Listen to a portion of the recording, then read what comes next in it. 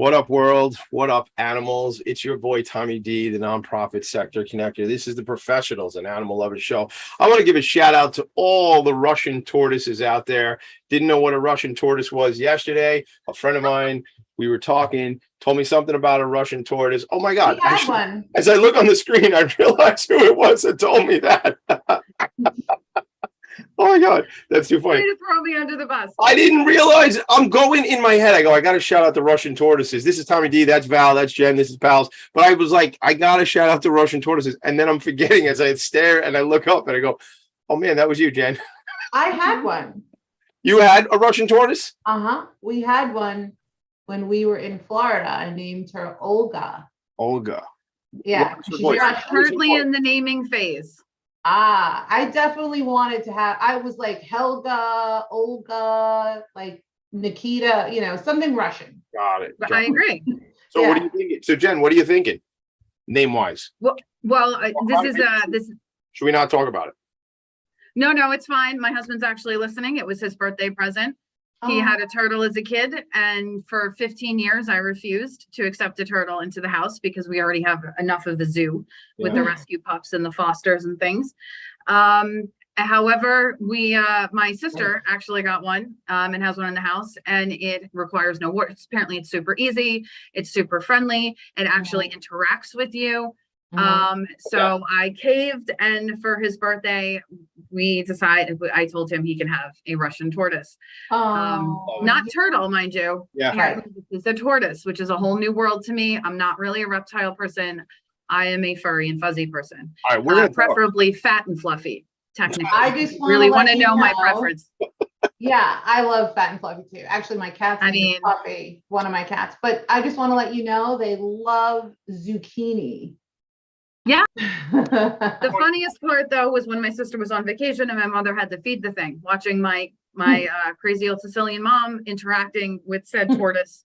Not gonna lie. Did she try to make it, like the sauce? Was she trying to like manja, eat the pasta? I mean, she considered it. Yeah, no, she spoke to it. She got annoyed when it wasn't responding.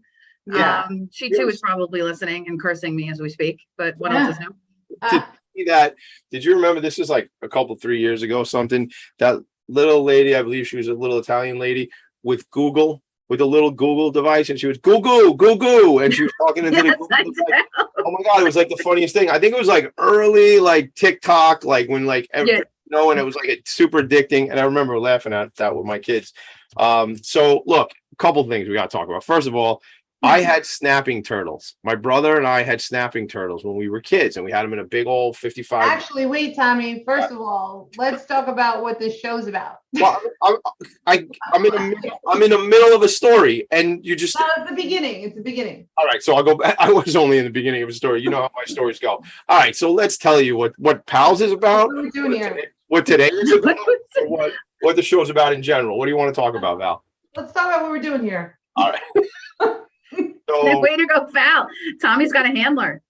We've been trying to get me a handler for a long time. It's finally worked out. So look, this show really, I'll tell you what today's episode is about, but this show really comes out of an idea that Valerie had, meaning the Professionals and Animal Lovers Show. We've been talking about it. We're actually, Val, you know what tomorrow is?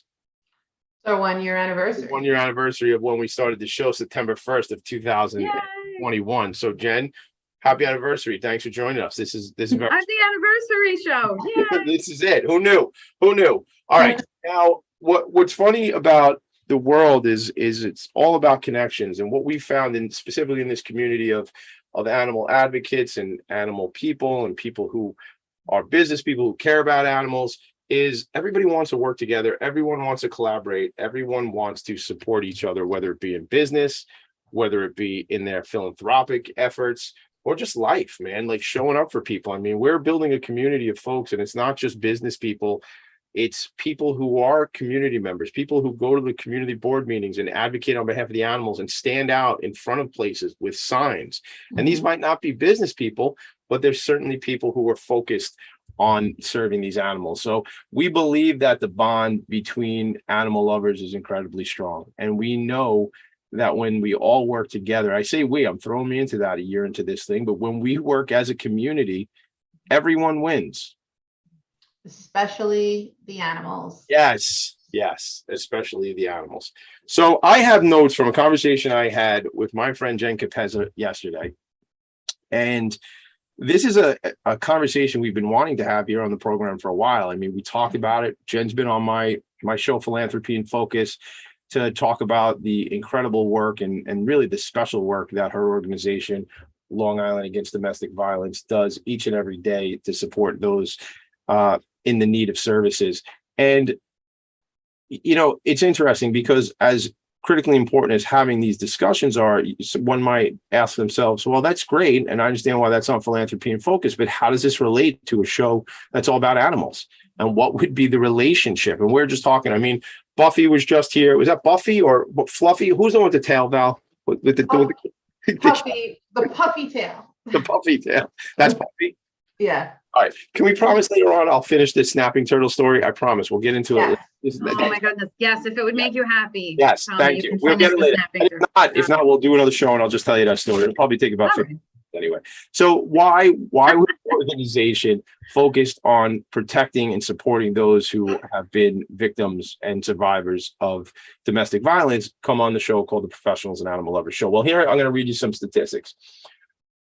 1 in 3 women in the US experiences some form of abuse.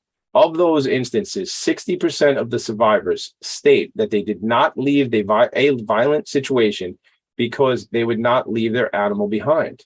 I believe it. Right? So I know, Val, right? Especially people who are, look, it's a family member. They are family members, right? These animals are friends.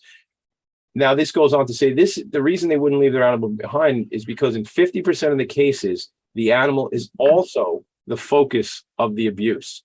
Now, think about that. Somebody's got themselves, and Jen, I'm going to be quiet because this is definitely more your space than mine, but somebody's gotten themselves to a point where they've built up the strength and the courage to get out of a really tragic and difficult situation.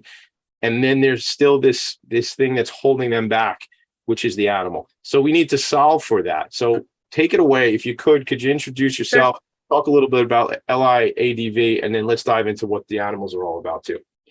Absolutely. So, and let me just clarify real quick, Tommy. So in something like 50% of the cases, the animals are also the focus of the abuse. That's what's reported.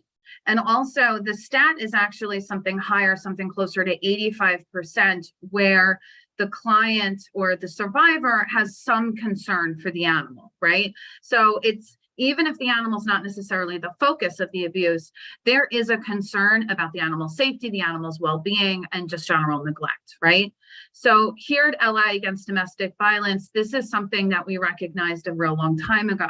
An overview of the organization is that we were founded in the late 70s. And what I would like to remind people about that time is that when we started this work, there was 4 women that founded this organization. And they did it with everyone turning their back on them and with everyone laughing in their face. Now, I currently have 2 goddaughters who are 13 years old, and they will never know a time that the Me Too movement did not exist.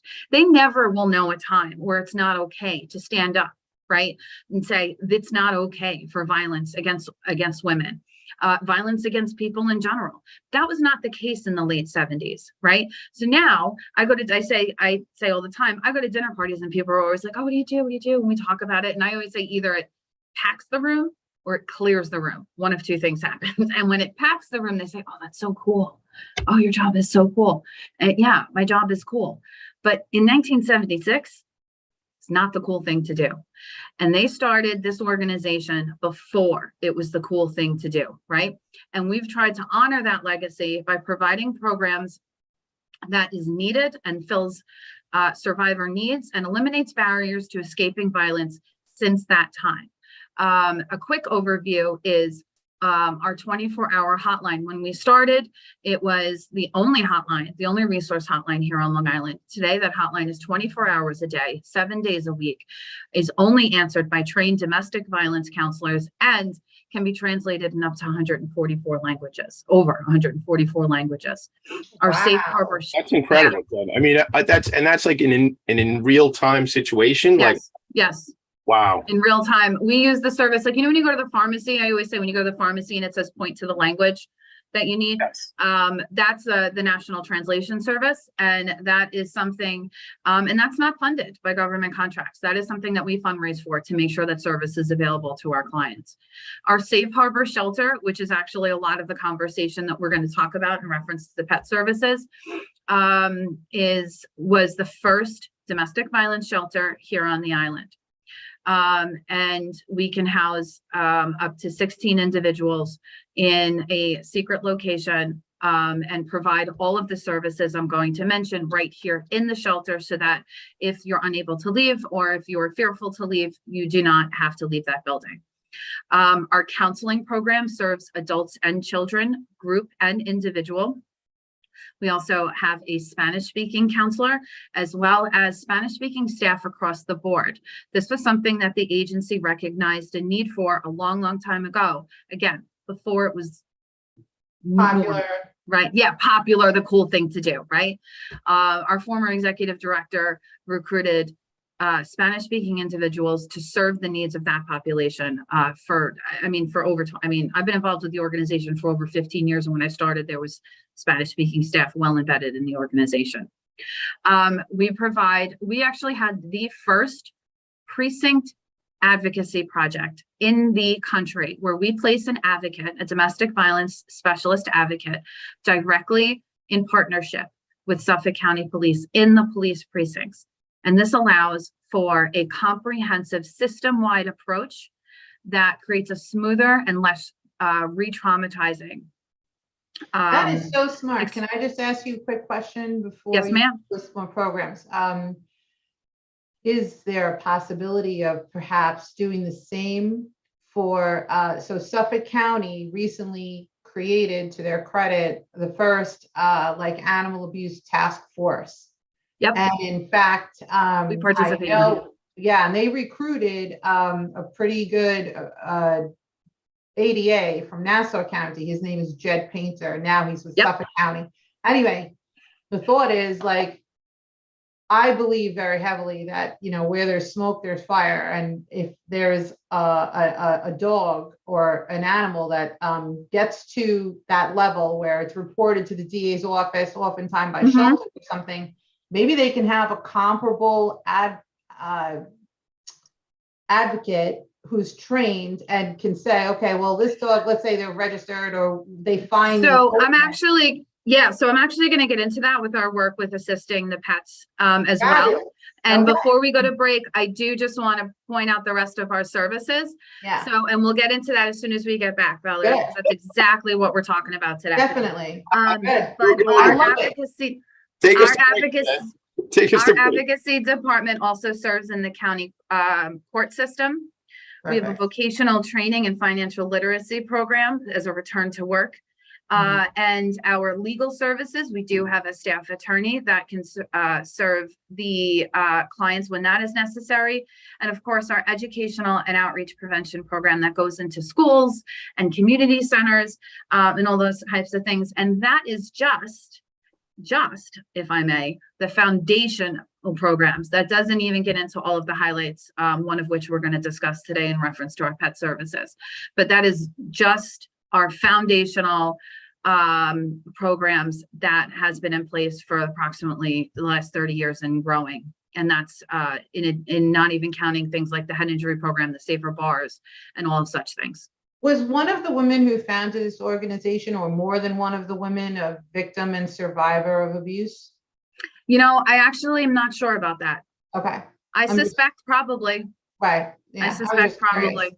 All right. Yeah, three of them are no longer with us. Actually, none of them are no longer with us. The last of which passed away about a year ago. She was the executive director for something like 35 years that I had the privilege to work with, and she was amazing. Yeah. What a great team of women. Yeah. Yeah. It was a privilege working under her. We Fantastic. you have to step away for a minute. I thought it was kind of funny, Jen, how you were like declaring we were going to a break and as the guest, and I was like, oh my God, it's like you're hosting the show. So why don't you take us to a break? Because it's in the chat. See, I pay attention. I know you do. I know I can follow instructions. I don't. Valerie and Tommy don't. So 1 for 3 ain't bad, huh, Dylan? All right, we'll take a quick break. This is the Professionals and Animal Lovers Show. Jen Capezza is here. LI Against Domestic Violence. We'll be right back. Are you a business owner? Do you want to be a business owner? Do you work with business owners? Hi, I'm Stephen Fry, your small and medium-sized business or SMB guy, and I'm the host of the new show, Always Friday. While I love to have fun on my show, we take those Friday feelings of freedom and clarity to discuss popular topics on the minds of SMBs today. Please join me and my various special guests on Friday at 11 a.m. on talkradio.nyc. Are you a conscious co-creator? Are you on a quest to raise your vibration and your consciousness? I'm Sam Leibowitz, your conscious consultant. And on my show, The Conscious Consultant Hour, Awakening Humanity, we will touch upon all these topics and more. Listen live at our new time on Thursdays at 12 noon Eastern Time. That's The Conscious Consultant Hour, Awakening Humanity, Thursdays, 12 noon on talkradio.nyc.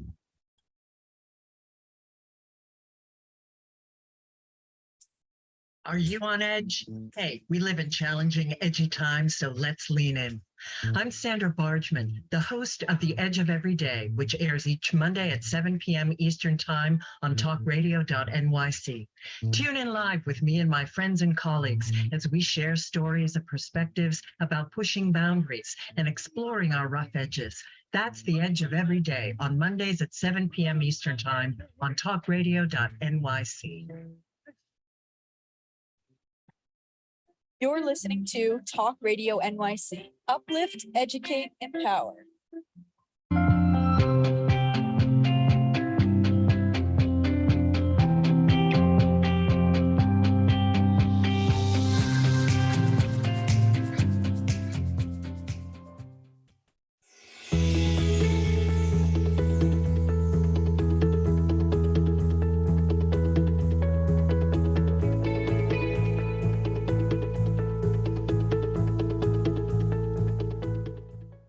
And we're back. Professionals and Animal Lover Show. Tommy D, Valerie, and Jen Capezza. So Jen has a background in theater, right? In the arts, had her own business, All CAPZ, which was focused on social media for small businesses. But really, you were drawn back to this work in the social sector, into nonprofit.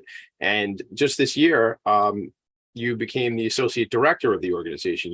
So congratulations on that. And I know you work very closely. Thank you. You're welcome with Wendy Linsalata, the executive director, and we're here just to discuss.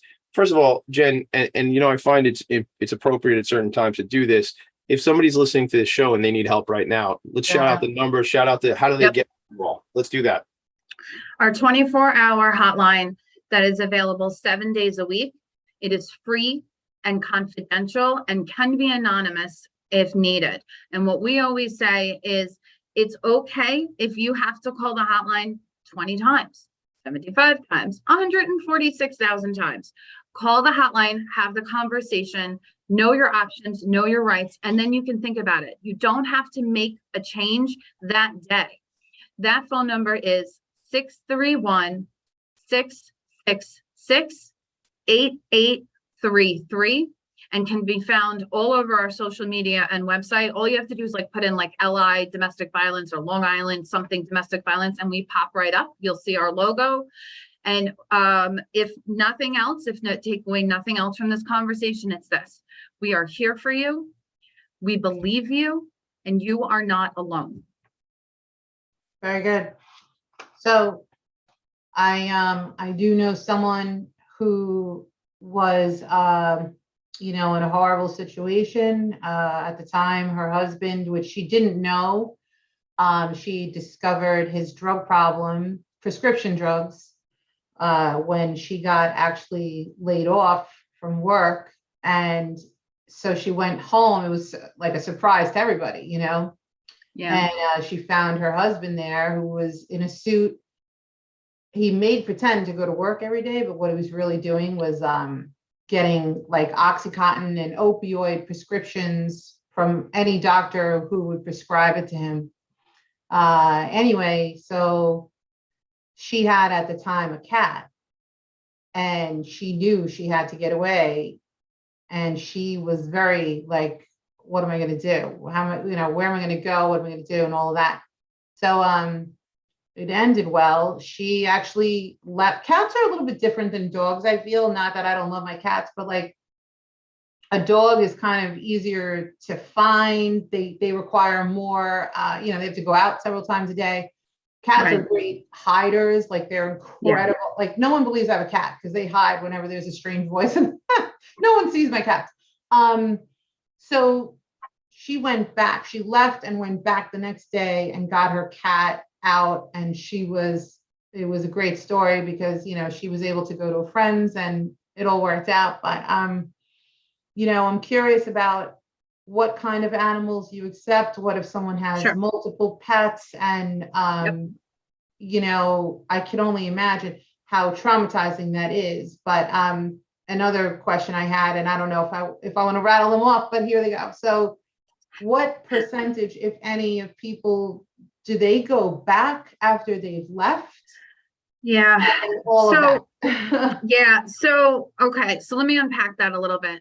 Yeah. The short answer is it takes someone on average 7 times to leave before they leave for good. Wow. Oftentimes, our advocacy department in particular sees folks that are going back and forth to court and in and out. I mean, we've had shelter clients come in and leave and come back. And the truth of the matter is, as long as their safety or as long as that behavior doesn't put our staff at risk, we'll accept them back because it's just so complicated. Right. I could do an entire week, frankly, on the reasons why it's challenging to leave. But what I always say to folks is, when was the last time, or remember a time when you, were miserable in a job and refused to leave that job? Yeah. Or how about crazy cousin Sally, who drives you bananas, but yet you still continue to put up with her at every Sunday dinner? Or do you know what I mean? Or that friendship that's just frankly toxic, but you won't end it. Yes. Now imagine that situation is your spouse, who you have children in common with. And then don't even get me started on the finances and all of those things, right? So the percentage of folks that actually go back to the relationships is quite high. And I will tell you that we don't even know how high it is because all of the numbers that we're discussing today is what we know is reported. Mm-hmm. We have no idea what goes on with individuals who don't report, right? And I will say this too, toxic people or abusive people, I certainly was in a toxic relationship and there's 2 elements there's an element of kind of like being ashamed that you tolerated that treatment, but also I will say that mine was not physical. I certainly had like a verbal and emotional abuser person, but they are, and I've heard this from other people, they are the best apologizers of like master manipulators.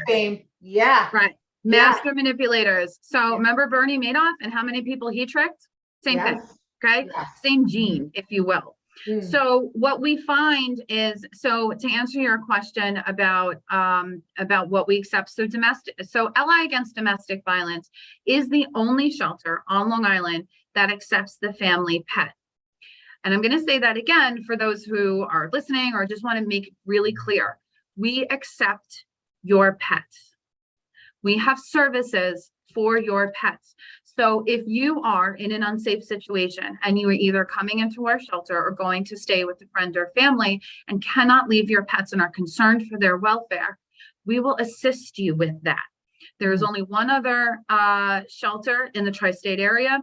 We are one of only 12% of domestic violence organizations in the country that accept the family pets. Now, the good news is that number is growing through grants from folks like the Mary Kay Foundation, which is part of where we got our funding, Red Rover, Bissell, all of these great organizations that I have to shout out because they're doing amazing work.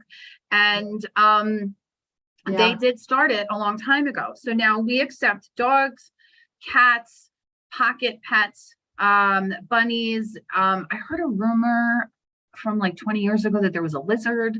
Not a fan myself. John, what's a pocket? I don't. pet? What's a Oh, a pocket? pocket pet is like guinea pigs, hamsters, things like that.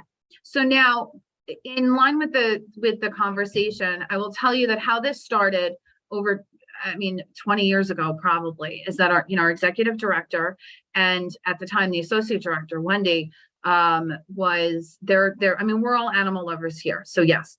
But even if you're not an animal lover, you can appreciate the fact that this is a living, breathing thing, right? That you wouldn't have in your home if you didn't care about it. And, even if you're not an animal lover, I say, listen, I'm not going to judge you if you're not an animal. I will. That's I'm totally going to judge you if you're not an animal lover. I am totally going to judge. I'm totally going to judge you. No, but you have to appreciate the fact that this is a living, breathing thing that is in your care, right?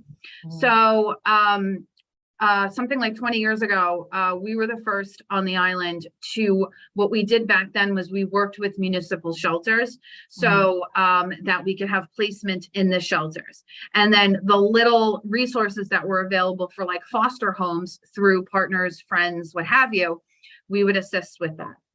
Now, and that's great because at least your pet is physically safe.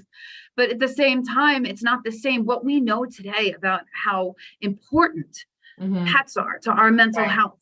And that's the other thing. Even if you're not an animal lover, you cannot dispute the science, right? Now, imagine mom and 2 kids are leaving their big, because if it's me, it's a big, fat and fluffy situation, right? Their fluffy golden retriever or what have you behind. Even if that retriever, even if that dog or cat or tortoise, what have you, even if that pet is physically safe, consider the trauma associated with separating the family. Because what we know now about keeping the family intact and what that does for our well-being, right? So we wanted to do better. And one of the things that we did was, we, as foster agencies became a thing, we worked with local fosters. So at least instead of an animal being in a shelter, God bless these shelters and the staff that run them, but it's not ideal, right? For a situation for a pet, then at least it's on foster mommy's couch and getting the love and attention on a daily basis, right? But we still wanted to do better and keep the family together. And a couple of years ago, I was going to say 2, but that doesn't include COVID. So it was like 4 years ago, because who remembers anything before COVID? Yeah. We announced that we accept the animals inside our shelter, in our shelter building. Now, here's something, because I know, Valerie, your next question is going to be, what if the shelter's full? So the next question is, we still work with local partners, with foster organizations, and other resources, that if we can't bring the pet into the shelter with you, we will do our best to find placement for that pet temporarily so that you're going to get your pet back. We also provide services. We do have some money earmarked for things like veterinary care.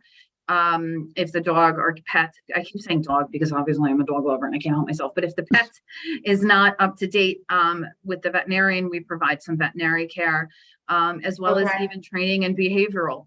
So here's a question I have. Have you guys ever had an encounter where the victim or victims have been found somehow or located? Like, has anyone shown up at your shelter or anything like that?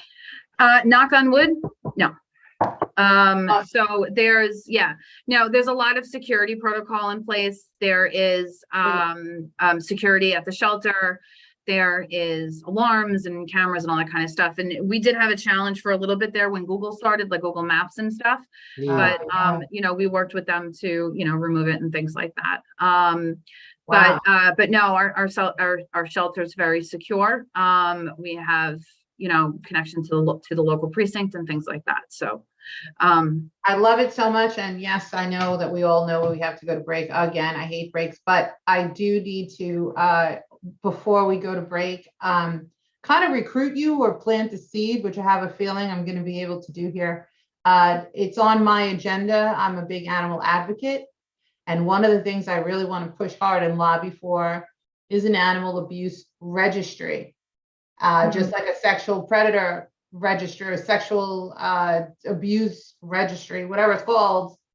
I think that would be a vital tool, which we can, share, and it should be nationwide. I really feel that these people should be on some kind of a list so they can't adopt another pet from a shelter that's going to get abused, or they can't, buy an animal from somewhere. Anyway, but also as a neighbor, I would want to know if that's my neighbor.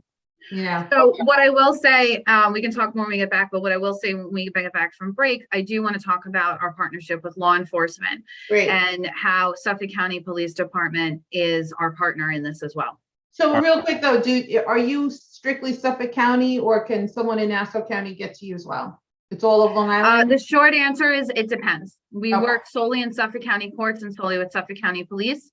Okay. However, we accept clients into our shelter and our counseling program and our vocational program and a few of the other things, education, will, from all over the island, depending, as long as it's in the best interest of the client. If I get a phone call, if we get a hotline call from someone who's a neighbor to the Nassau County agency, and they need everything in Nassau County, we are going to refer back to it because that's in the best interest of the client. Right. So it depends. Okay. Let's All take, right, so let's go take a little break. Let's take a little break, but I want to just shout out a couple of things as we go to break, since we're up way over anyway. So what's the difference? So Jen, when we come back, I want to talk about, aside from the connections with law enforcement, the signs, the signals, the things people should be looking out for. I've had on my other show an organization that does a lot of work in the human trafficking space, and they have some great resources I should talk to you about offline, but just some videos to really educate people on things to look out for. So other than that, I see behind you, and I see I was looking at earlier the picture of Paws for a Cause, which honestly we talked about having you on this show a while back, and what happened was we didn't get it to happen, and then I got an email talking about, what's that dog's name? Bailey? Oh, this guy? Yeah. Oh, his name is Bailey. Yes. He's very famous. He's a very big deal. He is our spokespuppy. Yes. Spokespuppy for our event that TD Bank is a proud sponsor of. So TD Bank presents Ally Against Domestic Violence's Paws for a Cause Family Fun Day and Dog Fashion Show. And Bailey is our official spokespuppy. I love it. Val, if we can get Jovi up here to the island, get Jovi dressed up, I don't know, we'll talk about it. Think about it. So Jen, we come back, signs, law enforcement, and then we'll pitch the event again. We'll be right back. We got it. Professionals and animal love show. Are you passionate about the conversation around racism?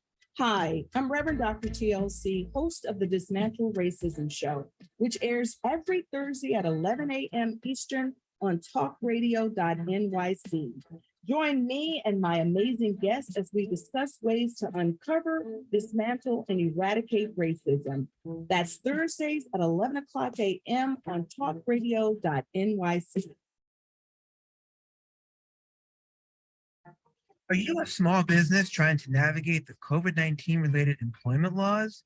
Hello, I'm Eric Sauver, employment law, business law attorney, and host of the new radio show, Employment Law Today. On my show, we'll have guests to discuss the common employment law challenges business owners are facing during these trying times. Tune in on Tuesday evenings from 5 p.m. to 6 p.m. Eastern Time on talkradio.nyc.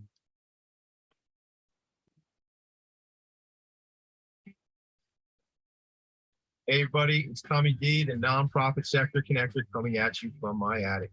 Each week here on talkradio.nyc, I host a program, Philanthropy in Focus. Nonprofits impact us each and every day, and it's my focus to help them amplify their message and tell their story. Listen each week at 10 a.m. Eastern Standard Time until 11 a.m. Eastern Standard Time, right here on talkradio.nyc. You're listening to Talk Radio NYC at www.talkradio.nyc. Now broadcasting 24 hours a day.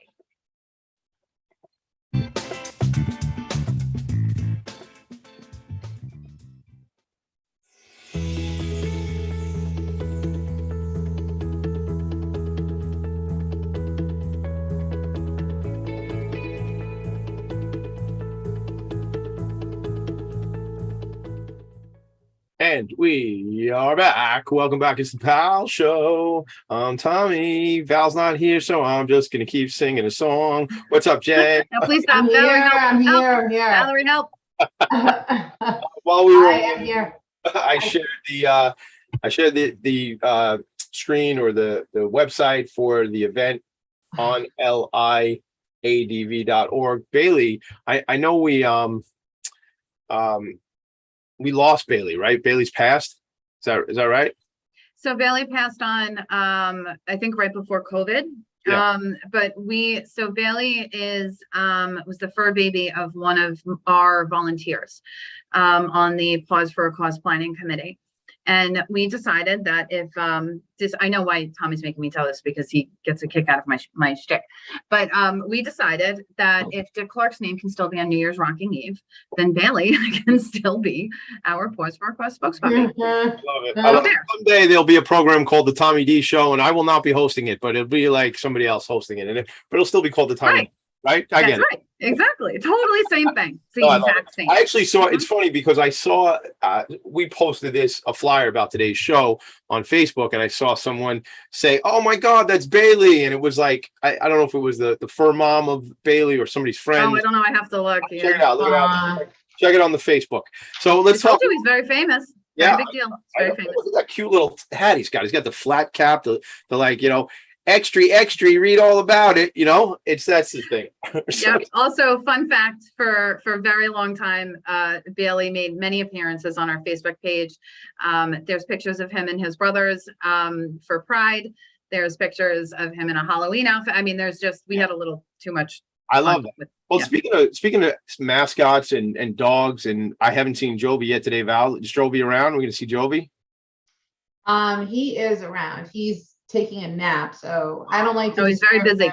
Don't interrupt him. Don't interrupt. He's Probably having having dreams about some treats and whatnot. He's having those doggy dreams. All right, Jen, let's get back to business. Let's talk about law enforcement, but I'd also like you to shout out some signs, things we should look for, when we're interacting with people, just to become aware of something that we should get involved with, maybe. Yeah. So part of the relationship with law enforcement is actually many years ago, in addition to our partnership with the advocacy department, so naturally the conversation started about with them is what to look for when they go into a home. So for example, we train, our staff here train every class of the Suffolk County Police Academy. And part of that training, in addition to introducing ourselves to them and how we work together, because, we were talking off air before we started about how it takes a village, right? Like that's the whole point of Tommy, that's your whole mission, right? Of the nonprofit sector connector and it takes a village. And part of that village to support survivors is law enforcement. They are key, right? But we are not law enforcement, right? They are law enforcement. They have their role. We have ours. So one of the things that we have trained them to look for is observing the conditions of the pets in the home. So if they go on a domestic, and let me remind you, domestics are still to this day, with the exception of, or maybe it goes back and forth to be even with your routine pullover on the traffic stop, right? Domestics are the most dangerous thing a police officer can do. So part of our training is also how to keep themselves safe and what they need to look for, right? And to keep themselves safe in the process, or to advise them as to what our experience with that client has been and what our risk assessment has been, right? So we want them to look at the conditions that the pet is in. We want them to take note of that. We want them to make sure that they tell the client that as they're talking with them about their options and resources, that LI Against Domestic Violence can help them with their pet. Now, here's something else that's really, really important, is that pets can be included on an order of protection. Once again, I'm going to say that again. The family pet can be included along with the humans on an order of protection. I have a question. I got to jump in because of course you do. No, it's easy. I know. But let me just say real quick, Valerie, the details of how to get and what constitutes that is all You access that information through our hotline. Every situation is different, and you need to speak with one of our advocates to confirm if that qualifies in your home. However, I do want to put that out there. Go ahead. This is super important because legislatively, we had a couple of attorneys on recently, and one's a matrimonial lawyer, and she was talking about how recently pet laws changed for the better, where they no longer consider animals property, but rather a member of the family, which applies to custody and everything. Yep. Okay. The other lawyer deals in different courts, and she was saying, unfortunately, in those courts, they are considered property. I'm following very closely right now a case where the owner, it's a family, right? It's a couple and then 2 adult children. Now, unfortunately, it's a bad case where the dog attacked the mother, but the point is, part of the defense, which I think is ridiculous, but they're saying the son is the one who adopted the dog, therefore he's the owner, and the mother is therefore not entitled to damage. Now, regardless of whether or not that holds merit, I can't imagine it will, but that said, do these restraining orders undergo that type of delineation where it's like, let's say it's a married couple, my husband is the one who adopted our dog because it was a surprise for me, which. Sure. Right. I see where you're getting at. Yeah. So what I will tell you is that, once again, I will say that every situation is different and you need to call the hotline and talk to an advocate. That said, arguably, it's no, when it comes to the DV courts, right? The courts dedicated to domestic violence in this context, you know, you could say the same, like, well, the children are shared, the dog is shared, what have you. Yeah, right. So, and if there is violence being perpetrated in the home and it rises to the level of qualifying for an order of protection or refrain from or something, our advocates will be able to tell you that, and they will assist in that process. Okay, good, great. Okay. I'm all for it. Yeah, I think Suffolk County in general has a pretty great program, and their officials are really tremendous. They were responsible last year for the largest dog fighting ring bust in the country. Yes, ma'am. That's incredible. Yeah. Yeah, and I want to give out, and here's the thing, I really want, we really like to give a huge shout out to our partners in law enforcement. Suffolk County Police Department, Suffolk County Sheriff, Suffolk County DA, and Suffolk County Probation are key partners. And they too, along with organizations like us, all they want is to see people safe. Yeah. Agreed. Shout out to those guys. Shout out to all the first responders. Oh, for those who are only listening, they just got pom-poms. Yeah, that's right. Thank you. Thank you for pointing out what all those in listen only mode cannot see. Right. Yeah, pom-poms. They're not loud. So, you need like a horn, like that. One last comment, and then we got to split for a quick break too. Go ahead. Oh, and then, you know, and I just want to say, because a lot of folks will say, oh, well, you know, my second cousin's sister's brother's, you know, wife had this situation and they, quote, didn't help them. That is 9 times out of 10, it's not necessarily the case. It's just the case that situation didn't maybe rise to a level, right? Or I hear these stories 30 years ago. Listen, this is not the law enforcement of 30 years ago. And even the guys back then, the girls and guys back then, they didn't know what they were dealing with. They, just like us, did not know. Evolution. We're evolving. Yeah. And I know we've got to go to a break also, but, you know, I need to also kind of throw this out there or ask the question, like, so it takes a village to overcome these things. I think it also takes a village to get more involved. I'm not really a proponent of, like, you know, it's none of your business, mind your business. Absolutely. If you have a friend, if you have a neighbor, maybe you can give us some talking points or tips or signs to look for. You know, what are we looking for? How do we engage in this conversation? Because it's a tough conversation to have, but, you know. For sure. Yeah, that would be great. And the short, I'll tell you what, Valerie, it's real simple. Do you need help? Are you okay? Yeah. It's really that simple. Yeah. And then get them to us, because you're not going to know what to do. We actually do a whole training just Mhm. specifically for parents with teenagers and how to do safe interventions and how to, work with them. And really it just all, and we do that for medical professionals. We do that in general. Like we have whole trainings dedicated to safe interventions, but the truth of the matter is it's this simple. Is someone hurting you? Are you okay? I'm here. I'll listen. Don't try to fix it. Don't try to give advice, right? Because if I said, oh, I'm having chest pains, you're not going to say, oh, well, let me listen to your heart rate. You know what I'm saying? Like, Yeah. so instead, no, just get them to us, get them to our hotline. Awesome. Or you can call the hotline. A bystander can call the hotline and say, hey, I have a friend. We actually get those calls a lot. I have a friend, I have a sister, I have a colleague. I don't know what's going on, but I want to help. Yeah. Call Do you our have hotline. We'll talk you resources through that. on also a national level? Because not everyone that listens to the show is from Long Island. Let's jump into that too when we come back. Yep. Yeah, before we go, give me that number again, Jen. I got it. 631-666-8833. 144 different languages. 631-666-8833. Or the website is LIADV.org.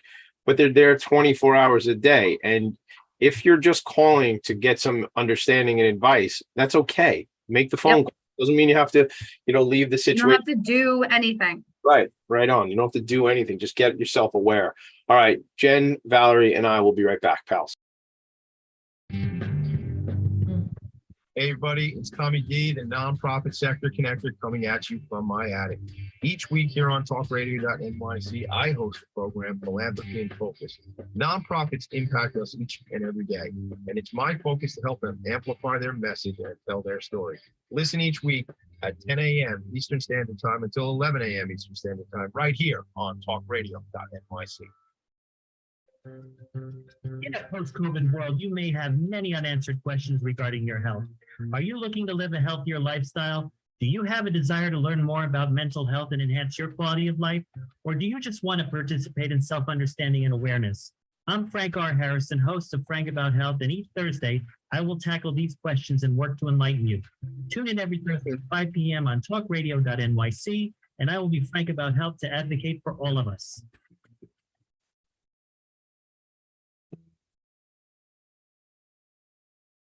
Calling all pet lovers. Pet Avengers, assemble! On the Professionals and Animal Lovers show, we believe the bond between animal lovers is incredibly strong. It mirrors that bond between pets and their owners. Through this program, we come together to learn, educate, and advocate. Join us live every Wednesday at 2 p.m. at talkradio.nyc.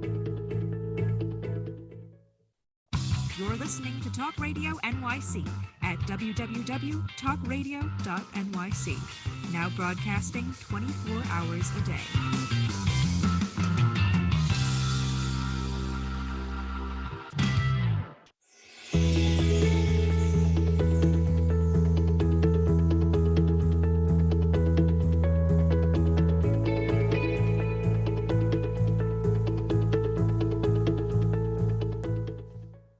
And we are back. This is Pals, Professionals and Animal Lovers show. I'm still sharing my screen because I just want to show some things on the website. Jen, Val has some things she needs to close up the show with. So I want you to just kind of walk us through a couple things, another minute or two, and then just drive home how people can get in touch with you one last time. Sure. And we're going to talk about the event, right? Yes. The event. Make that part of your conversation. Good. So generally speaking, what we say is anytime that you see or suspect that anytime you hear it saying, oh, I can't do that because so-and-so won't let me. It's also not just men and women. This is in the LGBTQ community as well. Anytime somebody withdraws, anytime there's a change of behavior that's unexplained, if they have excuses, right? Or things that don't make sense. Or just a lot of times, and we tell this when we train employers, a lot of time a survivor or victim of domestic violence, when the abuse is active, it mimics a drug addiction because they're scatterbrained, because they're in trauma, right? So they're in crisis all the time. Okay, so sometimes it mimics that, the flakiness, the not showing up, things like that. always call the hotline. Go to our website. If you have a general question about our services or how you can help, you can call the main office. Generally speaking, I'm going to be honest with you. We need donors. We need supporters. We need donors. We don't need supplies. We have a handful. We've been around a long time. We have a handful of organizations that help us with that. And we need donors. We need money, because the thing about our services and the innovative nature of our services is that we're an essential human service. So we do have governments with the county and the state and the feds and stuff like that. But that's like owning a home, paying a mortgage, paying taxes, having to have a car on Long Island, right? And working minimum wage. So the innovative nature of our services means that it's not all funded by government. None of the pet services are funded by government, right? Some of our counseling services, some of our education, they're not funded. We go through private grants and things like that. So if you go to our website, you can sign up to be a monthly donor. Just $10 a month works out to be $120 a year, which pays for counseling sessions. It can pay for transportation to court, all kinds of stuff. Just $10 a month, and you get a handy dandy LIADV tote bag. And a note from me, because isn't a note from me just lovely? I'm in. Want a tote bag? I'm in Sign for up to be a monthly donor. You can have a tote bag. I'll give you the $10 a month. But I also want to sponsor Paws for. So you got 30 seconds for Paws no for. problem. Valerie's got some. TD Bank presents LIADV's Paws for a Cause as a family fun day on October 1st. Don't show that. Don't Country show the Fair. bottom of your folder. You have last year's date on that, so hold it down. I know, that's why I'm doing that. I know. Yeah, shut up. do that. This is Come my on. binder. I know, this is my binder. I didn't want to waste the paper. October 1st. Okay, now I have an extra 8 seconds because you interrupted me. I'm just saying, right, Valerie? So Paws for a Cause, TD Bank presents LIADV's Paws for a Cause. It's a family fun day. It is a doggy fashion show. That's right. You heard me. Doggy fashion show. We have trophies. We have raffles, we have games and fun for the kids. The sheriff's office is coming, the DA's office is coming, Suffolk County PD will be represented to interact with the community. We have vendors, we have awesome pet friendly companies or pet supply companies coming to join us. We have lots of sponsors. Foosfire is one of our top sponsors. Shout out to Christy, who is a woman-owned amazing company, plumbing in the area. And it's just going to be a lot of fun. It's a lot of fun and it's a good day. You and I got to talk later, Jeb, because maybe if it's appropriate, I'll have my dad give me some Italian ices. Shout out to my dad, Ralph's Ices of Huntington. We got to leave it there. I live on Ralph's. Yeah, we'll talk about it because maybe I'll donate some ices. Val, what's on your mind? The Compassion Awards is Don't also threaten me with a good time. Yeah, well, I'll get to that in a second. The first thing I need to mention is that unfortunately, we lost a great guy and animal lover who I went to high school with. Just found out today, rest in peace, John Schneider. You were just an incredible, beautiful soul who made everyone laugh. I did not know John, so I'm lost, Valerie. My condolences. Yeah. Secondly, but also extremely important, there was another bust on a USDA commercial breeder, this time in Nevada. 300 dogs were confiscated. The owners of this puppy mill, and that's exactly what it was, are now facing animal cruelty and neglect charges. They found frozen puppies on premise. So stop it. It's disgusting. We're urging every single New Yorker to please call Governor Kathy Hochul at 5. Governor, come on, let's go. I'm just calling out the governor. I'm saying let's get this done, right? Yes, 518-474-8390. The anti-puppy mill bill has been on her desk for about 2 months, and Tommy, I think it's time for a call night. Yeah, I mean, I got to call Governor Hochul myself personally. Yeah, ask her to sign the bill, A4283. And then last but not least, 474-8390. And then last but not least, of course, is the Compassion Awards. Looks like October is a great month for animals. October 11th is the first inaugural Compassion Awards brought to you by us, as well as our fantastic sponsors. We're going to have great gift bag giveaways. You don't want to miss this. We're going to have great food by the Refuge in Melville, including vegan options, a champagne toast, and of course, 3 incredibly worthy, amazing honorees who are they spend their lives saving lives for the animals. And we want to make this bigger every year. And we want to just Excellent. pay recognition to these true heroes that are selfless and boots on the ground. So let's get together. You can find ticket information at www.pal-show.com. And I just want to say one last thing. Early bird pricing, best pricing on tickets ends September 12th. So you really want to be there. Surround yourself with animal lovers and your world will be better. I think that's great. How did we end up going over time the whole show with time left to spare at the end? I don't know. Can we talk about Bailey some more? Let's talk about Bailey. I think I got confused. I thought the show was over at 2:55. That's what happens when you skip 1 week. Like, I'm like, oh, it's 2:57. All right. Well, you had some nerve to go. You had some nerve to go on vacation. Yeah. Well, I mean, look, we're excited about it. Pal-show.com. This is the first ever Compassion Awards. Super excited. Look, Jen, anything like the lunch that we did. I mean, it's going to be amazing. That was just 30 the lunch was so good. My co-host couldn't show up to do the show with me the next day. That's how good the lunch was. Well, that sounds scandalous. I'm kidding. We're just being silly. Look, Jen, you and your organization do such special work. We're appreciative to have you as friends. I will certainly be there at the event. I have some of my children, I think, will be there out there with me. It's important for us to get involved, as you said, in the community. It takes a village. It's important for us to be focused on learning and serving. Really, it's what it is. It's about helping, serving, and learning. That's what we do on the show. We're here to learn, we're here to educate, and ultimately we're here to advocate. So I leave you with this. In his total commitment to nonviolence, Gandhi always included the animals by stating the greatness of a nation and its moral progress can be judged by the way its animals are treated. We're your pals. Amen. Make it a great day. Yay, Gandhi.